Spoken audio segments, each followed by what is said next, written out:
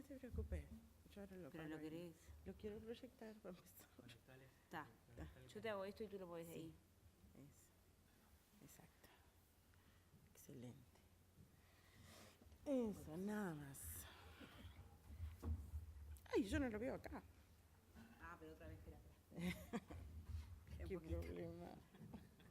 La tecnología no es lo nuestro, comunicación, pero...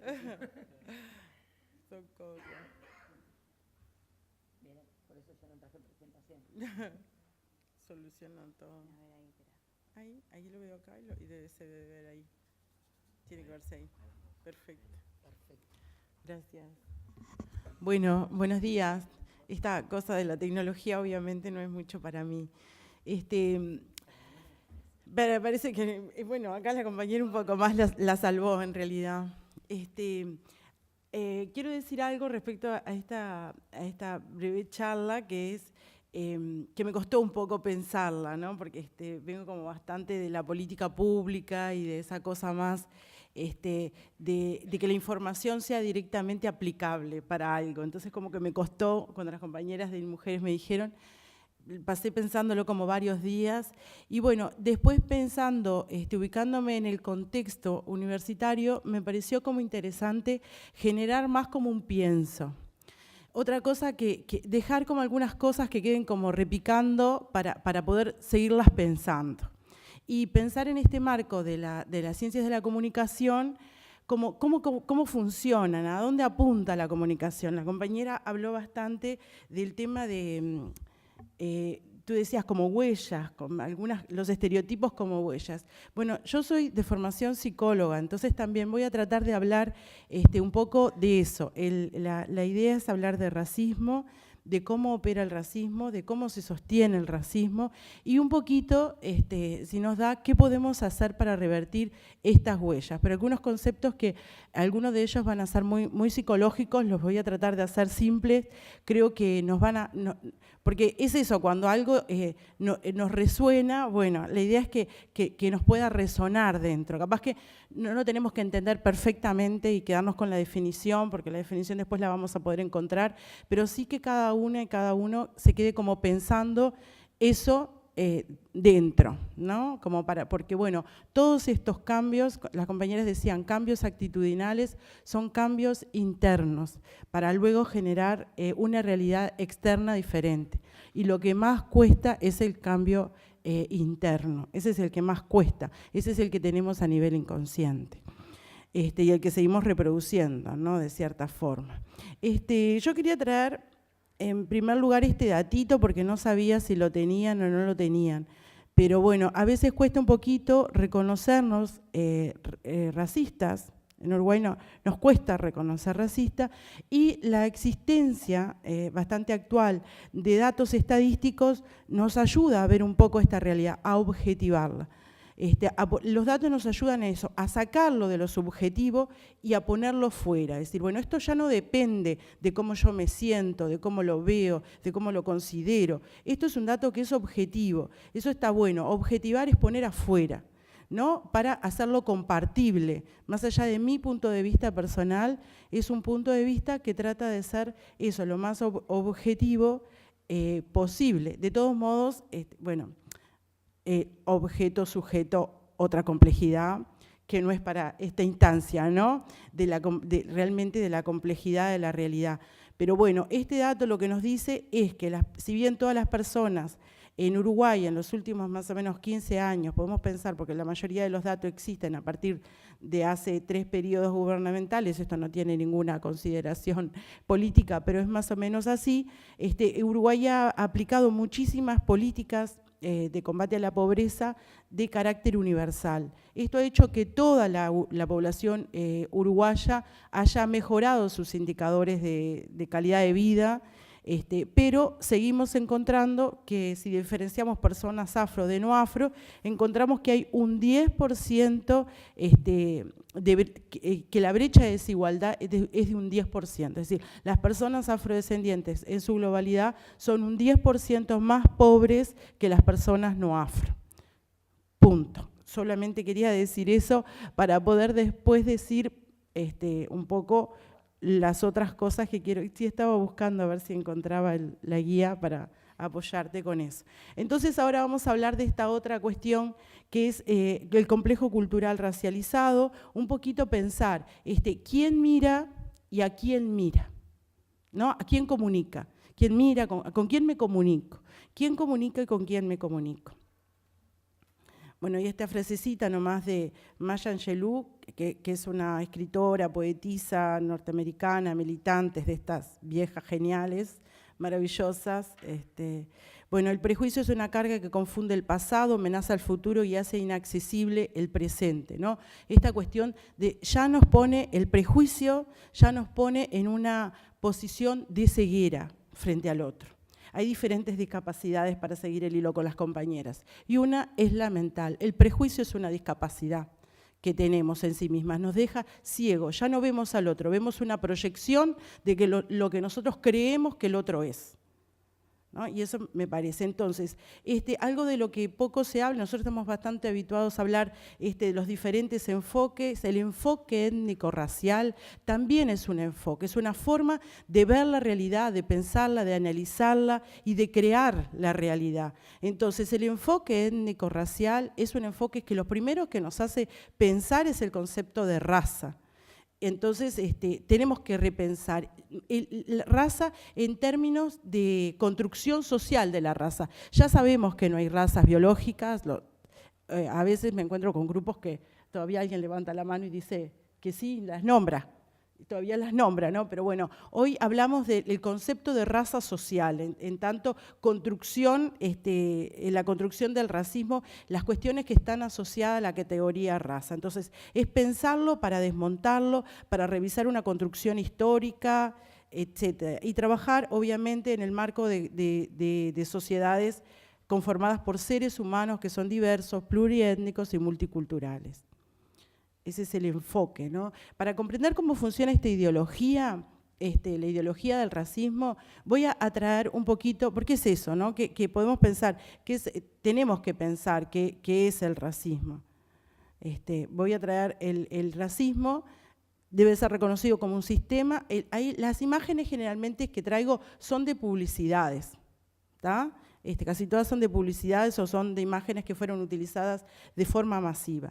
Vamos a repasar un poquito lo que es el racismo. El racismo es una ideología y por lo tanto ordena las relaciones de grupos y personas, debe ser reconocido como un sistema que se organiza y se desarrolla a través de estructuras políticas, prácticas, normas, capaces de definir oportunidades y valores para las personas y sectores de la población a partir de su apariencia física, actuando en diferentes niveles. Sí, perdón. Otra discapacidad mía. Perdón, es que en esto de correr con el tiempo, perdón. Y ustedes pueden ir leyendo también, así me ayudan un poquito con esto de, capaz que yo me salteo algunas partes, de todos modos la ponencia la puedo dejar a disposición, pero esta idea de traer el racismo como una estructura, como una ideología que estructura las relaciones, pero no solamente las relaciones personales, incluso la mía conmigo misma, hasta esa estructura, hasta esa relación me estructura, ¿se entiende? Que es como yo me percibo, cómo me siento y cómo me relaciono después con los demás, qué cosas voy introyectando, qué cosas voy externalizando, etcétera, qué comportamientos, qué actitudes tengo, cómo se me ubica a mí en el mundo, cómo me ubico yo en el mundo, cómo me ubican, ¿se entienden? Es como una cuestión bien clara. Obviamente que es un sistema, es una ideología que no actúa solo, actúa de forma interseccional. Entonces nosotros tenemos que ver todo el resto de los paradigmas. Recién las compañeras traían el tema de la discapacidad, pero podemos ver el tema de género, la ubicación territorial, la diversidad sexual, no sé, como hay muchísimas, todo lo que podamos ver. Nosotros tenemos que ver el racismo como un paradigma más, como un sistema que nos organiza en tanto sociedad. Entonces yo decía, en diferentes niveles, a nivel personal, a nivel interpersonal e institucional. Podemos pensar que esta ideología, igual que la mayoría de las ideologías, de los paradigmas, se sostienen muchísimo en los complejos culturales. Y me parece que es un término interesante de destacar. Porque si no tuviéramos nosotros complejos culturales colectivos, no podría ser posible que sostuviéramos colectivamente acuerdos de desigualdad, aun cuando los reconocemos.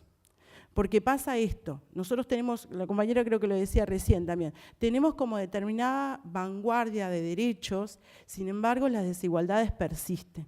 Entonces, ¿qué es lo que nos pasa? Nosotros tenemos a nivel del inconsciente colectivo algunos complejos culturales compartidos. Los complejos culturales están conformados por imágenes. Bueno, en la psiquis todo es imagen, los afectos, las palabras, todos son imágenes. ¿No?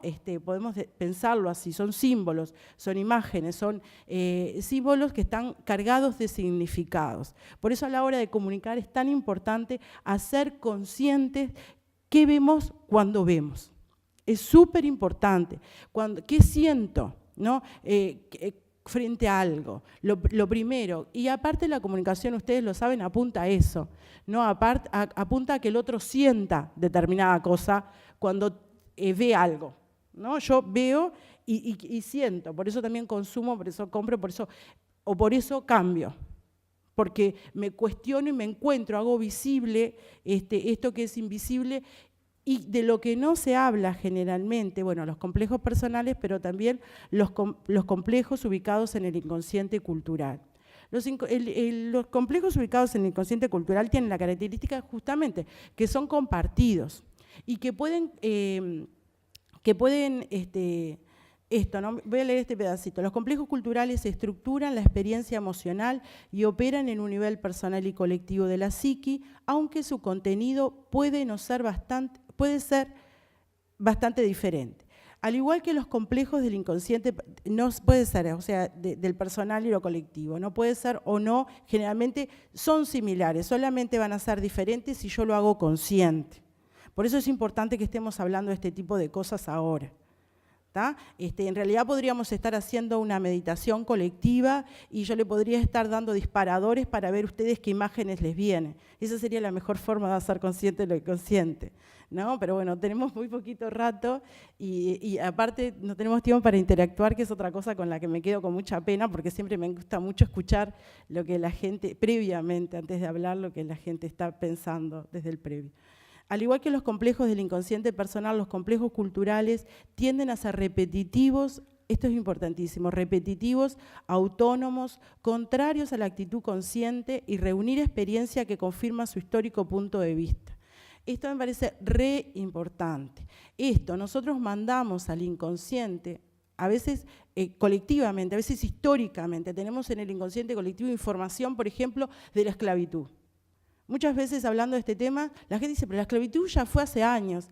Sin embargo, imágenes colectivas, inconscientes, transferidas, sin tiempo, porque el inconsciente no tiene tiempo, se hacen presente en el momento de hacer consciente lo inconsciente y operan a nivel actitudinal y de comportamiento.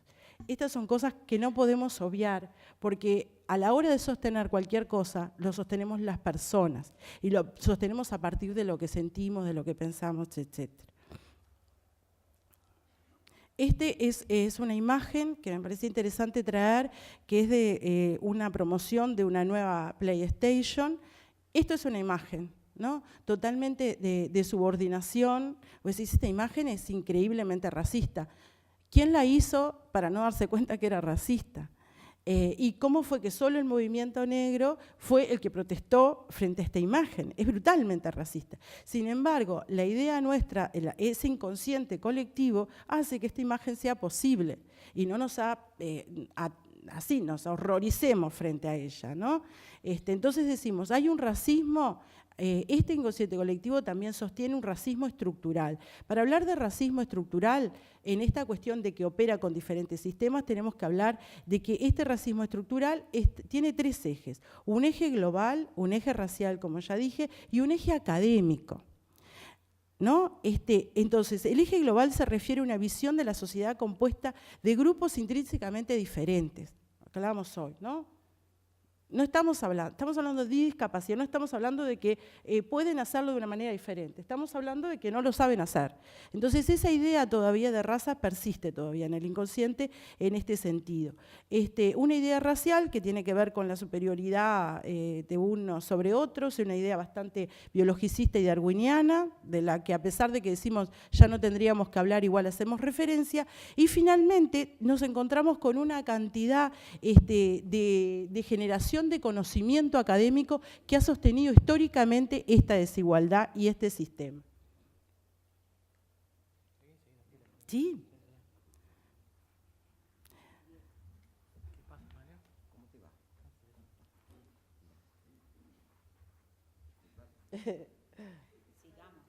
¿Sí? Bueno, ok. Me atienden a mí. Me prometen eso.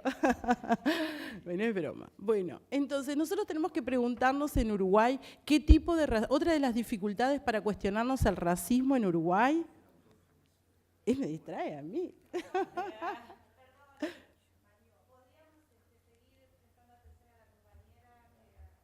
Sí, lo que pasa es que tengo algo urgente, pero bueno. Bueno. Dale, seguí, Karina, por favor. ¿Sí? Sí, sí. Pero si es tan urgente, capaz que es más importante. No. Ok. Bueno.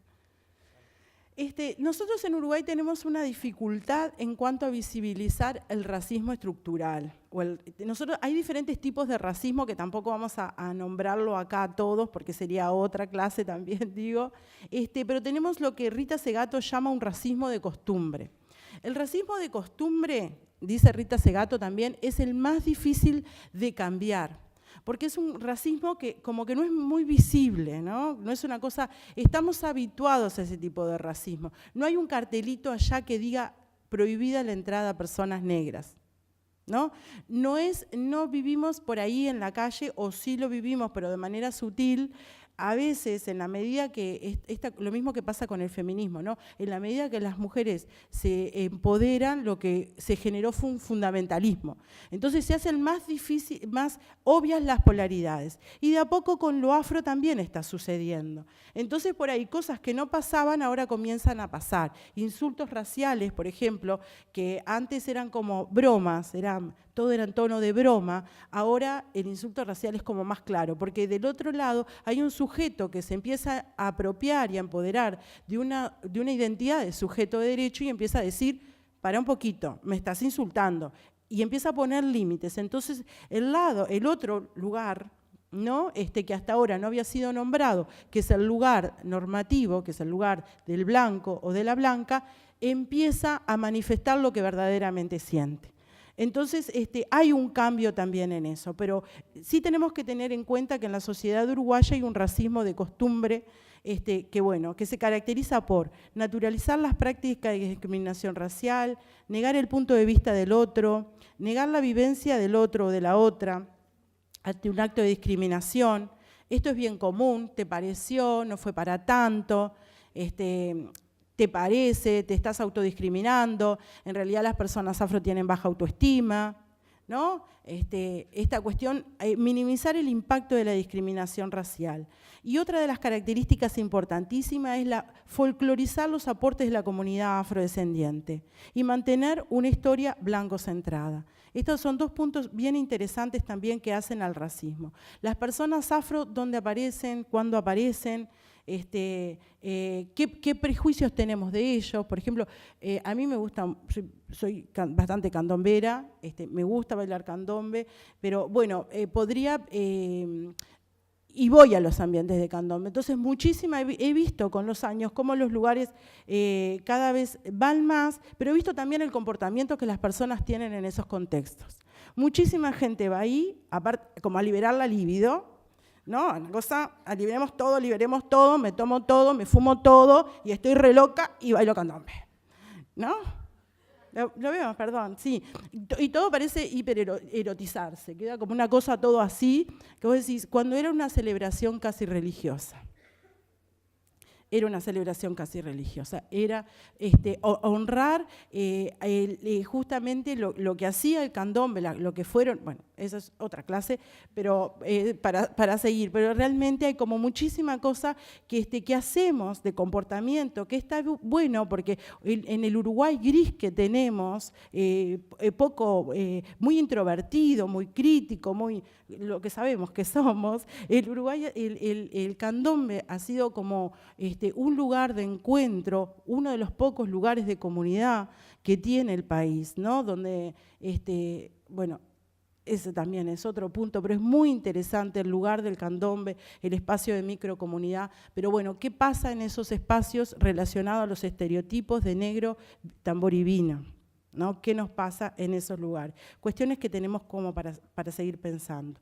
Entonces, este racismo de costumbre lo que hace es negar al otro en su total dimensión humana, estereotipándolo hasta fetichizándolo. Eso es interesante también. ¿Qué pasa en estos espacios con el cuerpo de la mujer negra, con el varón afro también, y con el cuerpo y con toda la fantasía sobre el afro o el negro salvaje, ¿no?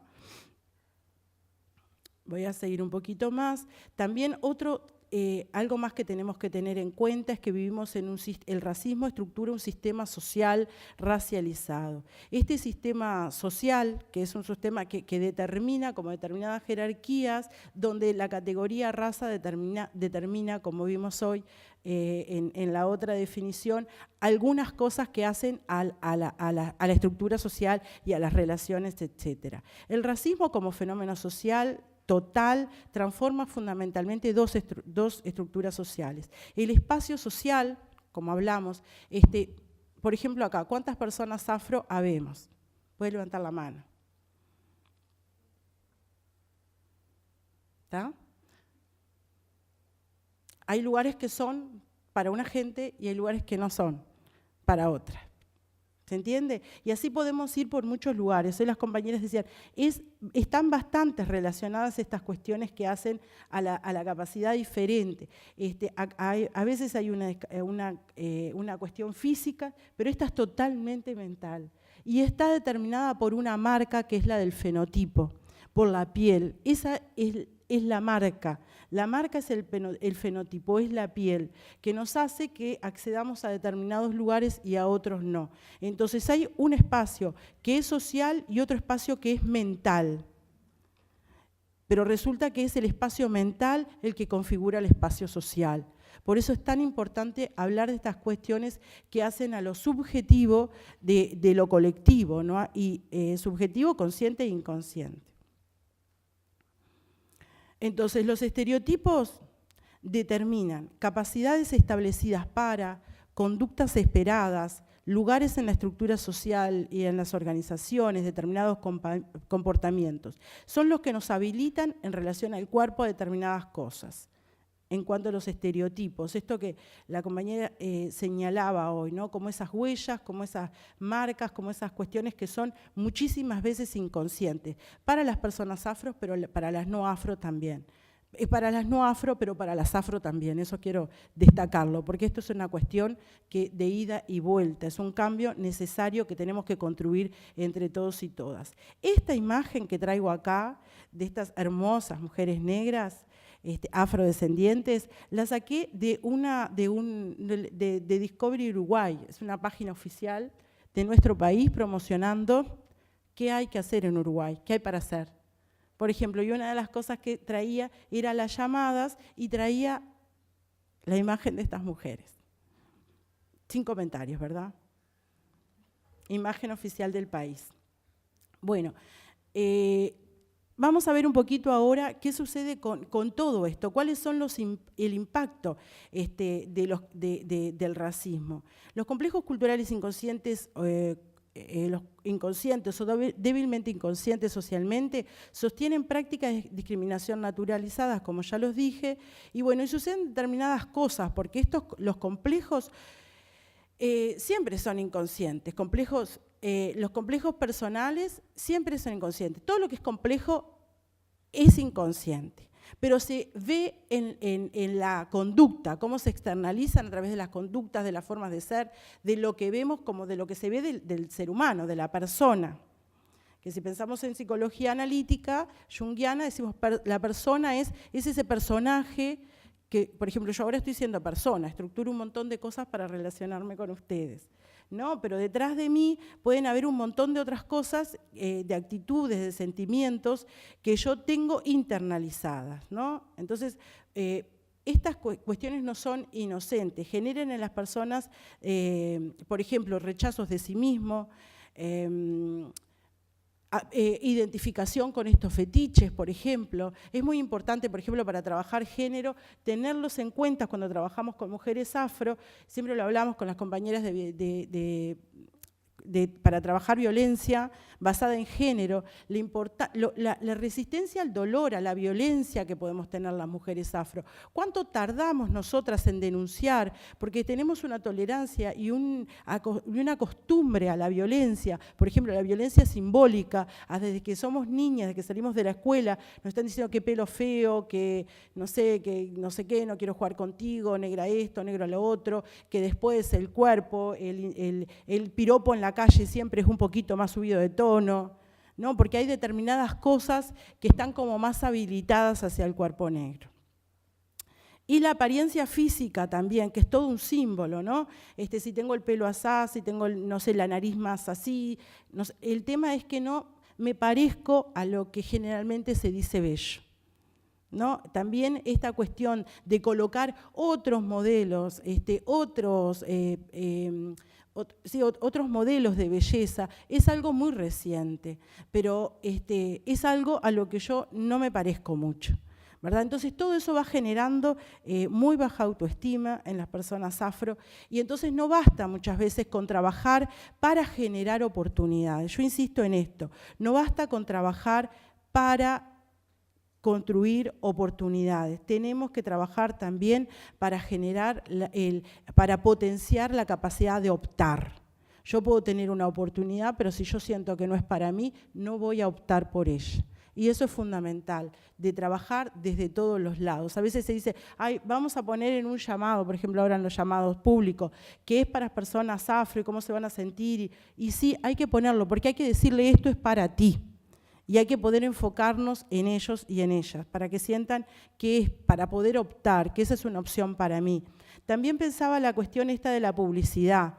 Es necesario que estén en la publicidad, en los medios de comunicación, para también decir, para que la imagen vaya como desestructurando estos complejos colectivos inconscientes y diciendo, esto es para ti, esto es para ti. Porque en Uruguay existe esto del racismo de costumbre, entonces yo pude encontrar, no me costó encontrar publicidades racistas de otros países.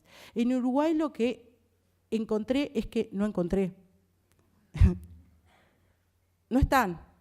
¿No? En otros países están horribles. En Uruguay es invisible, no están. Y cuando están, aparece Rada o algún jugador de fútbol.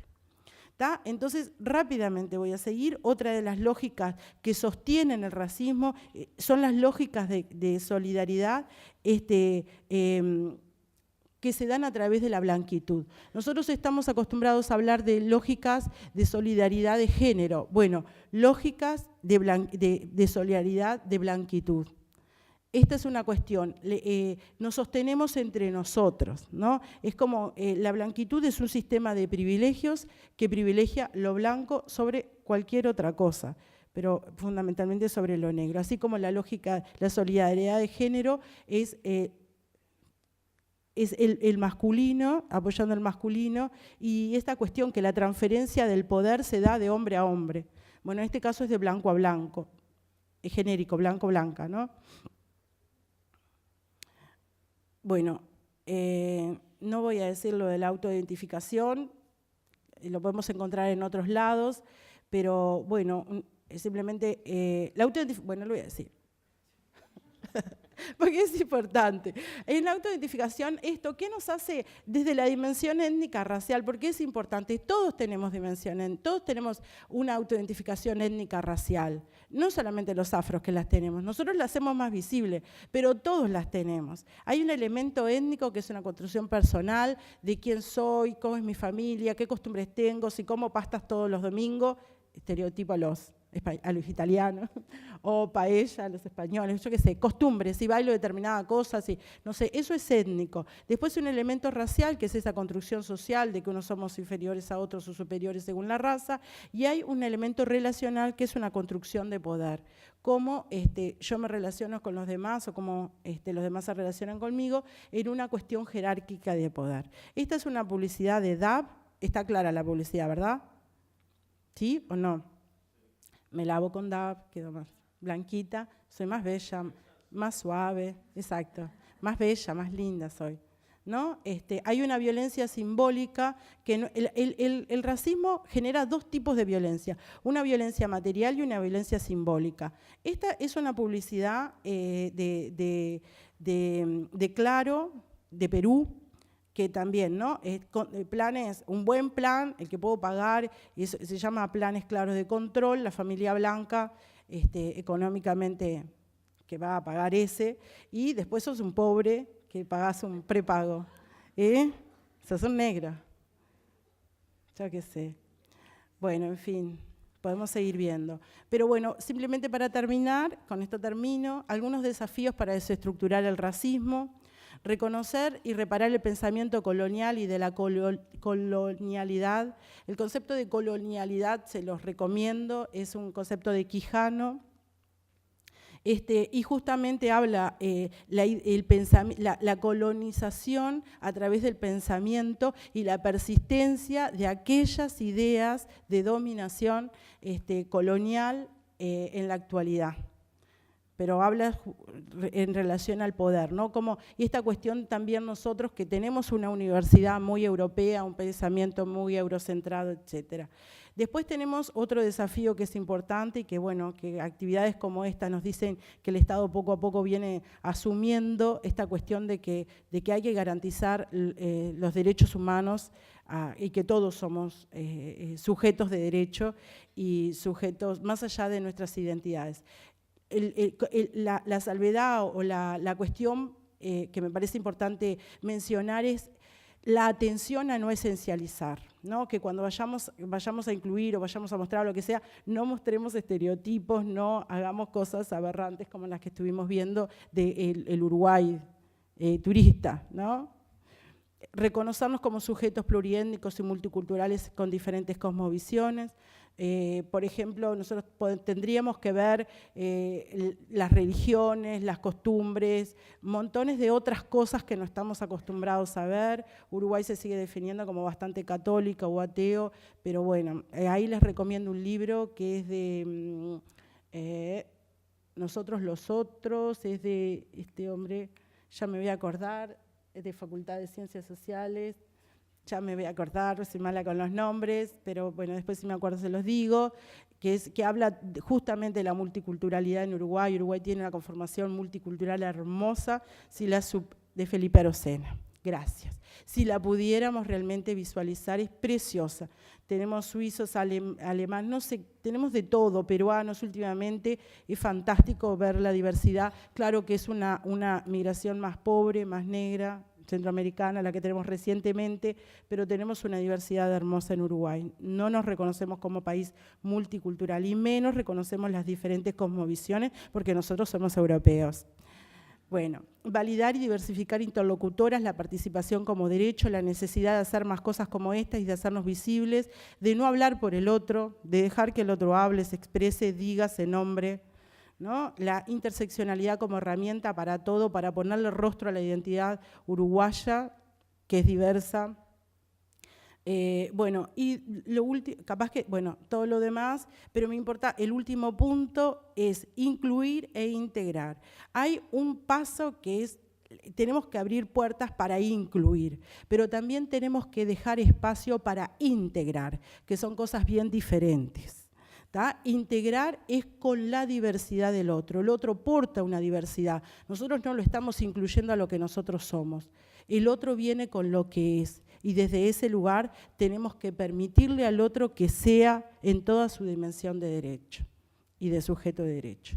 Entonces, por ahí termino.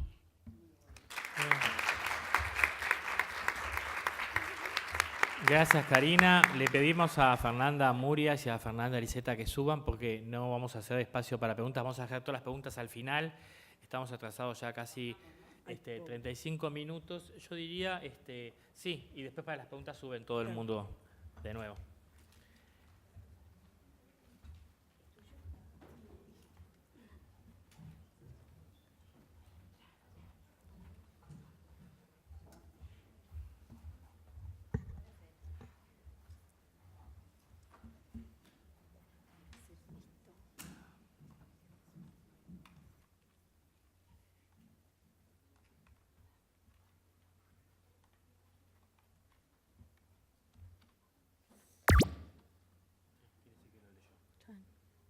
¿Quieres decirlo yo? Bueno, vamos a empezar acá. Fernanda Ariceta. Bueno, buenos días. Hoy voy a hacer, somos dos Fernandas, éramos dos Fernandas, ahora soy yo sola. Fernanda Murias ha sucumbido, como tantos otros, a una de esas gripes que andan en la vuelta, así que hoy me toca a mí sola representar al Observatorio de Género. Deme un segundo que el multitasking no me sale tanto. Esto. Acá, F5. Perfecto, F5 funcionó. Muy bien, gracias. Y además estamos un poquito cortos de tiempo, así que voy a tratar de ir un poquito más rápido. Quizás alguna cosa quede. La idea era dar un espacio para intercambio, que creo que es lo más interesante en estas instancias. Voy a tratar de ir lo más rápido posible, que me permita, ya la intérprete me hace cualquier cosa, bueno, tengo una tendencia además a ir bastante rápido. Como les decía, bueno, yo soy Fernanda Ariceta, dirijo la agencia ALBA, una agencia de publicidad, comunicación y sustentabilidad. Hoy es relevante porque desde el Círculo Uruguayo de la Publicidad nos decidimos juntar mujeres que trabajamos en la industria, en distintas áreas. Quizás a veces al que no está muy metido en la publicidad le parece que como que hay un modelo, hay agencias, productoras, clientes, el anunciante, somos distintos actores los que conformamos lo que nosotros entendemos que es la industria. Y bueno, gente con todos esos distintos sombreros, en su mayoría mujeres. Al principio teníamos a un par de hombres y ahora últimamente, en las últimas semanas también hemos, por suerte, reclutado nuevos compañeros, pero desde 2015 conformamos el Observatorio de Género, que fue una idea con la cual queremos cambiar el mundo. Y sí, es así de ambicioso. Sentimos que era un espacio de intercambio necesario para quienes queríamos hacer algunas cosas y sobre todo para quienes sentíamos la responsabilidad de mejorar la situación de la mujer en general dentro de la industria, pero también de trabajar para todos y todas desde la responsabilidad que tenemos como constructores de mensajes, ¿no? Lamentablemente, y aunque yo viva de esto, digo que es lamentablemente, la porción de la construcción cultural comercial en Uruguay es muy alta. Hay gente que dice, bueno, que es desproporcionada, pero bueno, seguro es muy alta y más alta que en otros países. Entonces, bueno, si ya de por sí en todos los países deberían sentir la responsabilidad, nosotros la sentimos aún más, de que los mensajes que hacemos con un fin comercial también sean portadores de los valores que queremos todos como sociedad. Así nace el Observatorio de Género. Lo conformamos socios y socias del Círculo Uruguayo de la Publicidad en cuanto a la parte activa, pero está abierto a todos quienes participen y puedan aportar. Tenemos un Facebook y redes sociales con las cuales nos pueden contactar y siempre encantados de poder participar. Acá voy a ir. ¿Alguien ya leyó, tomó contacto con el Decálogo de Buenas Prácticas para una Comunicación Publicitaria no sexista? Tengo varias manos, gracias, me siento mucho mejor. Pero no soy la mayoría, así que voy a ir un poquito rápido y también contarles que este material es un material que elaboramos ya hace unos años con el aporte de todas las personas que trabajamos en este observatorio y un montón de gente que nos ayudó, tanto de la academia como de activistas, como de gente de UNESCO, o sea, un montón de gente que se acercó a darnos una mano. También aprovechamos la experiencia de nuestras compañeras periodistas que habían pasado por un proceso similar justito antes. y a partir de ese trabajo logramos cristalizar este decálogo que hay gente que nos ha dicho, bueno, pero son 10 puntos, no puede ser tan difícil. No se imaginan el trabajo que nos dio. ¿Por qué? Porque queríamos sintetizar 10 buenas prácticas que las pudiera entender gente que no necesariamente estaba atenta al tema. Nuestro objetivo fue lograr tener un material que pudiera estar, tuvo forma de afiche, pues fue lo que pudimos pagar. Si alguien tiene alguna otra forma, se puede bajar de internet. Tuvo forma de afiche, tuvo forma de posteo, tuvo forma de mail, tuvo forma y sigue teniendo forma de lo que podamos hacer. También tuvo forma de video. Le pedimos a las personas de la industria que pusieran su cara también para contárselo.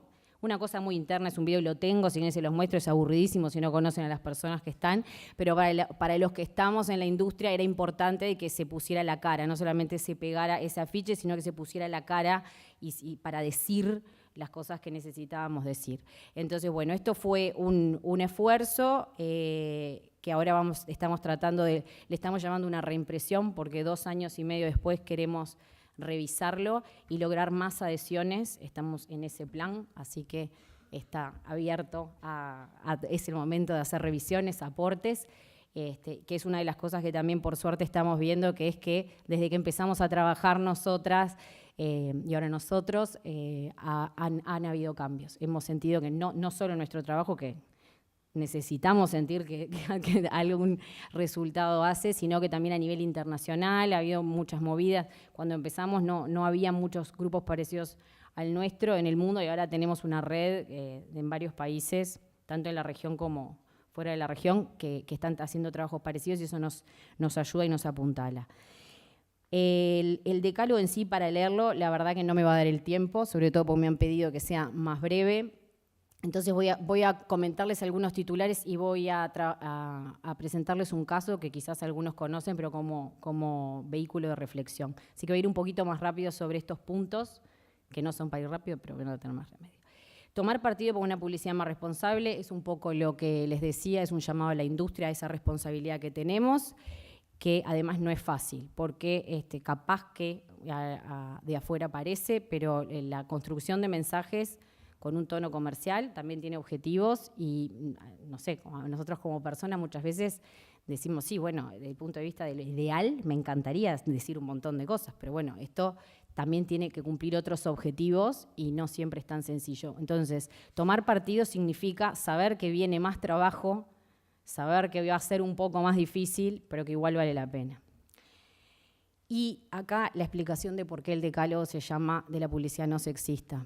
Porque usando las herramientas que tenemos a mano como buenos publicistas, dijimos sobre género, sobre feminismo, sobre valores, ahí hay diferencias, pero nadie quiere ser sexista.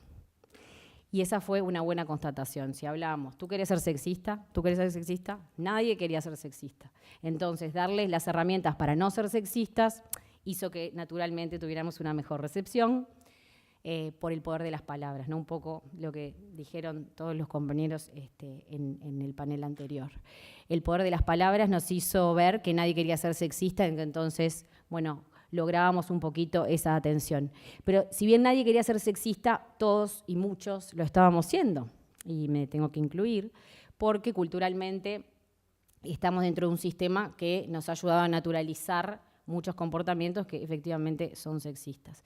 Entonces, identificar el sexismo en los mensajes es fundamental. Nosotros primero habíamos hecho una máxima, y después nos dimos cuenta que teníamos que poner ejemplos. O sea, ¿en serio tenemos que poner? Bueno, sí, tenemos que poner ejemplos y son simplemente ilustrativos. Las mujeres no entienden de tecnología. Había que poner ese ejemplo, pero había que ponerlo. Todas las niñas no quieren ser princesas, todas las mujeres quieren ser madres, todos los niños quieren ser superhéroes, todos los hombres saben de mecánica o los hombres no lloran. Parece bastante tonto, pero en el día a día todavía hay gente que le da muchísimo trabajo identificar estos mensajes y debo decir que algunos, yo creo que estos por ahí creo que ya no se me pasan, pero en el día a día y acá también hay algunas compañeras, nos pasa en el trabajo de todos los días, lo tenemos tan naturalizado a veces cosas que no las vemos, de verdad no las vemos. Si bien alguien dice, ¿Cómo pasó esto? ¿Cómo estamos construyendo este mensaje? Tenemos tan naturalizado que pasa por abajo del radar. Entonces, aprender a identificarlos, y es un debate, es para compartir. Nosotros lo que le pedimos es a los que se sienten más cómodos o sienten que pueden identificar el sexismo en los mensajes, que ayuden a compañeros y compañeras en el trabajo, de forma respetuosa, a entender que las otras personas muchas veces no son malas, ni tienen mala voluntad, sino que han naturalizado, culturalmente han sido aculturizados en un esquema, en un contexto donde, bueno, hay cosas que ya se nos hacen invisibles y, bueno, verlos es el primer camino.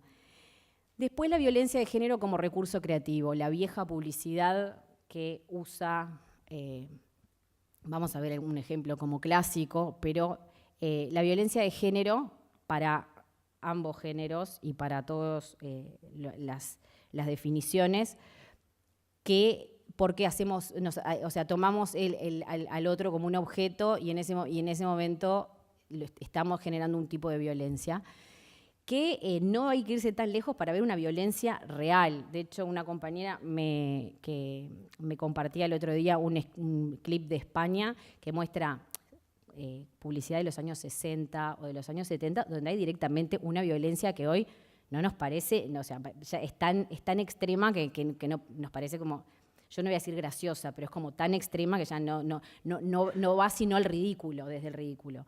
Pero no nos tenemos que ir tan lejos para ver recursos que son tremendos. Cuando un mensaje sugiera sometimiento sexual o acoso, por supuesto que es violencia, pero la cosificación también es violencia y la descalificación también es violencia. Muchas veces la descalificación está tan naturalizada que no se ve como tal, y nosotros ahí tenemos muchísimo todavía para trabajar. En la tanda o en los mensajes publicitarios que hay hoy en Uruguay hay muchísima descalificación que a veces ni vemos. No promover los estereotipos de género. Los estereotipos de género, eso es clarísimo, y esta charla es derribando estereotipos. Creo que lo voy a contar ahora un poquito aplicado a un caso. Bueno, que los estereotipos en teoría son cosas comunes y hoy en día lo que es común ha cambiado y, bueno, está en nosotros reforzarlo o aportar a lo que creemos que es lo mejor. No alentar los prejuicios en base tampoco al género.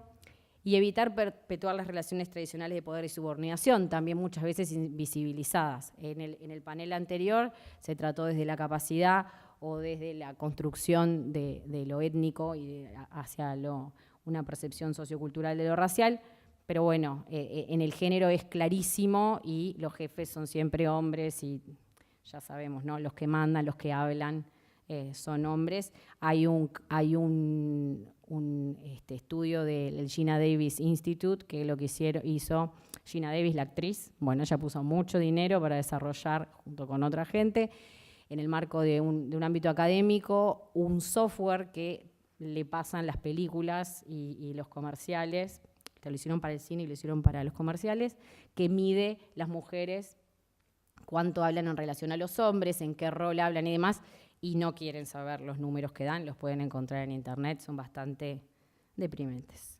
Representar a las personas como sujetos y no como objetos, esto parece bastante obvio.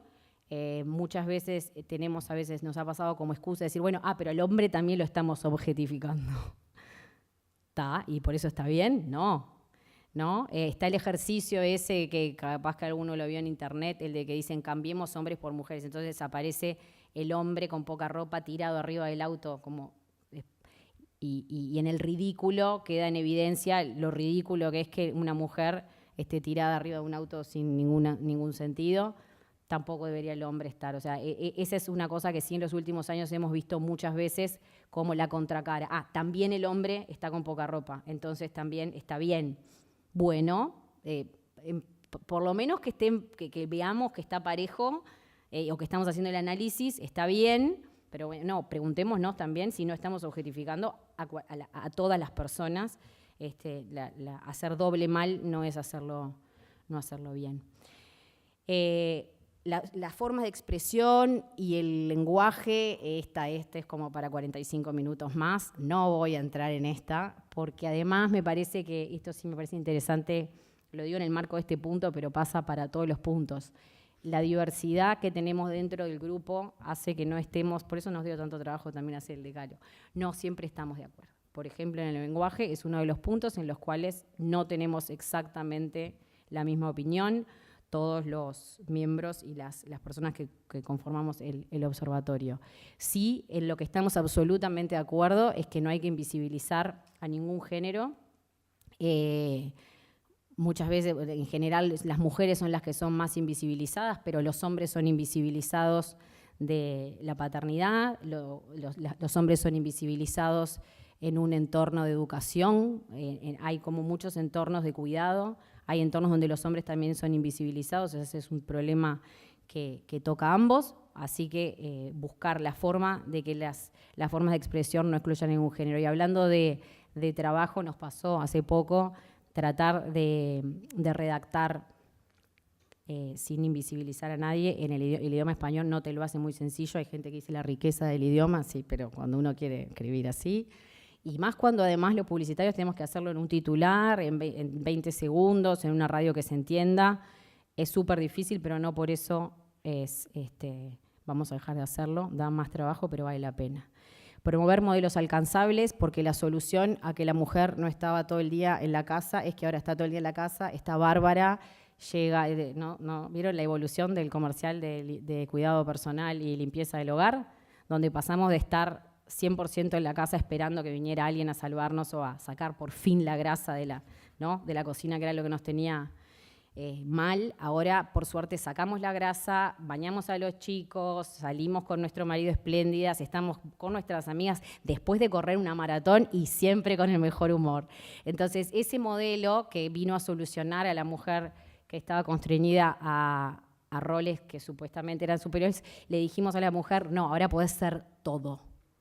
Bueno, ese modelo está causando estragos en mucha gente, porque además está visto como algo a promover. Bueno, si lo vemos como una evolución, tomémoslo como algo positivo, pero claramente el modelo debe ser alcanzable, tanto para hombres como mujeres, ¿no? El hombre, si no, tiene que ser exitoso, fuerte, canchero, divertido, simpático, y también ahora pobres tienen que ser buenos padres, así que les incluyeron eso, los modelos alcanzables tienen que estar re de buen humor. Y difundir y contagiar las buenas prácticas. Esto también, como todo ecólogo, teníamos que terminar en eso, así que en eso estamos hoy. Habíamos prometido un caso, no sé cómo estoy de tiempo, vengo bien, ¿no? Habíamos prometido un caso, pero creo que es un caso bastante, que muchos lo tienen que haber visto. Lo voy a contar igual porque capaz que no lo vieron todo. Y lo tomamos como un caso que es bastante reciente, de trabajo, desde el estereotipo, trabajando en un estereotipo, más que nada el estereotipo de lo masculino y también de la sexualidad. El estereotipo lo usamos ahora les voy a mostrar una serie de comerciales que son como lo clásico de los estereotipos, pero, a ver, en publicidad usamos estereotipos porque son atajos a la comprensión. Nosotros necesitamos que en 20 segundos, yo hablo todo el tiempo de los 20 segundos, pero es real, nosotros necesitamos que con la construcción mínima ser súper eficientes en la medida de que lo que estamos expresando sea decodificado del otro lado con rapidez, muchas veces por lo corto de los medios, pero a veces o solamente a partir de un medio, solo visual, solo auditivo o demás. Entonces, los estereotipos son lo que han usado los publicistas desde siempre, es como la fácil de entender. Entonces, para el publicista perder el estereotipo es perder una herramienta de trabajo, eso es real. El problema es qué estereotipos son los que vamos a validar. La excusa siempre ha sido que es lo esperado y lo típico. No estoy haciendo nada mal. Mi herramienta surge de visualizar la realidad. Por algo vos lo entendés rápido. Porque si el estereotipo lo tenés tú en tu cabeza y lo tengo yo. Y yo lo uso como herramienta para comunicar, porque si el estereotipo tú ya no tuvieras los elementos para decodificarlo, entonces el publicista hace así, dice, no es mi culpa. Yo lo vi en la realidad. Yo en la realidad encontré que las rubias son tontas. Entonces es re fácil. El cuento lo hace la rubia, es tonta, ya saben que rubia es tonta. O sea, imagínense, las rubias son tontas. O sea, es algo absolutamente ridículo, porque es eminentemente ridículo, y está en el imaginario colectivo, entonces la gente entiende que el chiste lo hizo la rubia tonta, ¿verdad? Como que las cosas, cualquier persona que se pare 2 segundos a razonarlo, se da cuenta la imposibilidad de la aseveración, pero sigue siendo un atajo que usamos. Entonces, para los publicistas, para el estereotipo es difícil, entendemos que vale la pena, pero con algunos seguimos trabajando. Bueno, ¿dónde está la barrera y qué es lo que podemos empezar a hacer? Acá voy a empezar una salida, ida y vuelta de videos. Este video, les pido disculpas, no lo encontré en español, pero lo van a entender, no necesitan escucharlo. Dice: el problema es no ver el problema, y está hecho por la alianza Unstereotype, desestereotipar, que es una alianza de compañías de consumo y de anunciantes y de compañías de comunicación y publicidad en todo el mundo. Es bastante nuevo y habla de estereotipos que por ahí no son los que nosotros manejamos más, pero creo que vale la pena verlo. Bueno, y ahora no tengo ni idea cómo hacer esto.